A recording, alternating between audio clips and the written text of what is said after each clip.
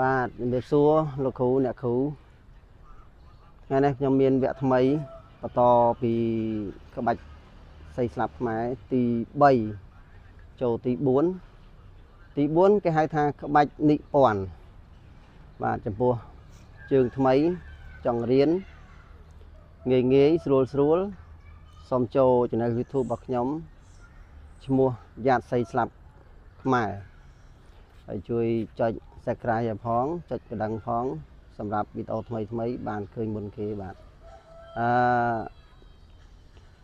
ក្បាច់ទី4ហើយនិពន្ធបាទនិពន្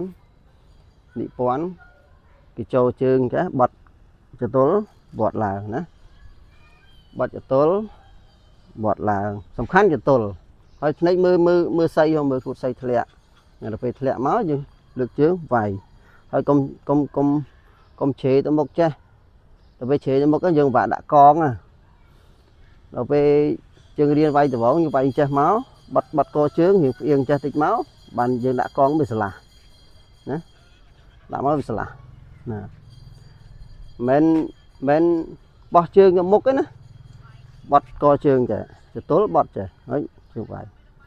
ដល់ពេលយើងបាត់កជើងទៅវាងាយស្រួលដាក់កងដល់ពេលដាក់កងមកស្រួលយើងរៀនក្បាច់អីស្រួល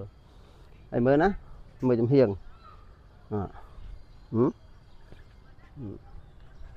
ណាហើយមើលមុខណាងាយស្រួលសំខាន់គឺកជើងយើងបត់ហើយបក់កជើងឡើងណាមក let's go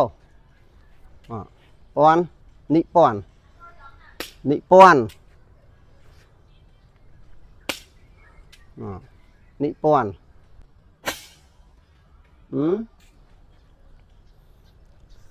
និពន្ធណាបាន